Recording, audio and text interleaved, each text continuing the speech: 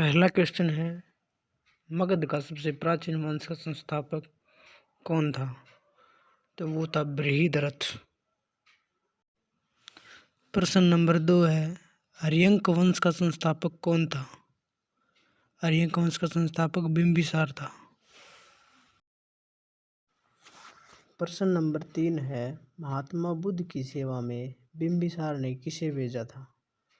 तो जीवक को महात्मा बुद्ध की सेवा में बिंबिसार ने भेजा था। और बिंबिसार ने अवंती के राजा प्रद्योत जब पांडु रोग से ग्रसित थे तो उनकी सेवा में भी जीवक को भेजा था। प्रश्न नंबर 4 है, बिंबिसार की हत्या किसने की थी? तो बिंबिसार की हत्या बिंबिसार के पुत्र अज्ञातशत्रु ने की थी, जो बिंबिसार के बाद गद्दी पर बैठा था। अज्ञातशत्रु का उपनाम कुणिक था। अज्ञातशत्रु जैन धर्म का अनुयायी था और अज्ञातशत्रु ने 32 वर्षों तक मगध पर शासन किया था। अगला प्रश्न है, अज्ञातशत्रु के मंत्री का नाम क्या था?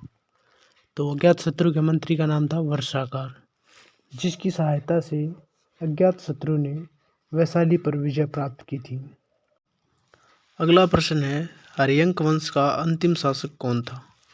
हर्यंक वंश का अंतिम शासक था नागदशक, जो उदयन का पुत्र था और जिसकी हत्या शिशुनाग ने की थी और शिशुनाग वंश की स्थापना की थी। अगला प्रश्न है, काला अशोक किस वंश से संबंधित है? तो काला अशोक शिशुनाग वंश से संबंधित है, जिसकी राजधानी पाटलिपुत्र थी। अगला प्रश्न है, शिशुनाग वंश का अंतिम शासक कौन था? तो शिशुनाग वंश का अंतिम शासक नंदीवर्धन था। अगला प्रश्न है, नंद वंश का संस्थापक कौन था? महापद्म नंद वंश का संस्थापक था। अगला प्रश्न है, नंद वंश का अंतिम शासक कौन था?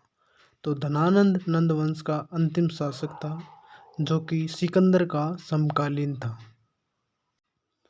और गणानंद को हराकर चंद्रगुप्त मौर्य ने मगध साम्राज्य पर नए वंश मौर्य वंश की स्थापना की थी।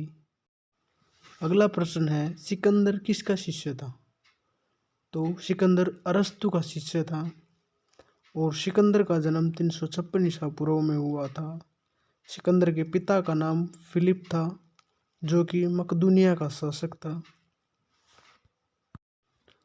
अगला प्रश्न है, सिकंदर के सेनापति का क्या नाम था?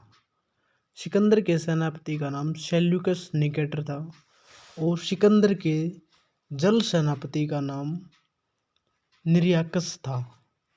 सिकंदर ने भारत पर विजय अभियान 326 ईसा पूर्व में शुरू किया था।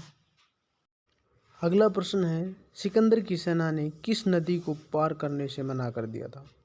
तो सिकंदर की सेना ने व्यास नदी या बिपाशा नदी को पार करने से मना कर दिया था। अगला प्रश्न है, हाइडेस्पिज का युद्ध किस किस के बीच हुआ? तो हाइडेस्पिज का युद्ध सिकंदर और पंजाब के शासक पोरस के बीच में हुआ था। यह युद्ध झेलम नदी के किनारे या वितस्ता नदी के किनारे पर हुआ था। अगला प्रश्न है, सिकंदर की मृत्यु कहाँ पर हुई थी? सिकंदर की मृत्यु बेबीलोन में हुई थी। 323 ईसा पूर्व में 33 वर्ष की अवस्था में सिकंदर की मृत्यु हो गई थी। और सिकंदर का एक प्रिय घोड़ा था जिसका नाम था बहुकेफला। इसी के नाम पर झेलम नदी के किनारे पर सिकंदर ने बहुकेफला नामक नगर बसाया था।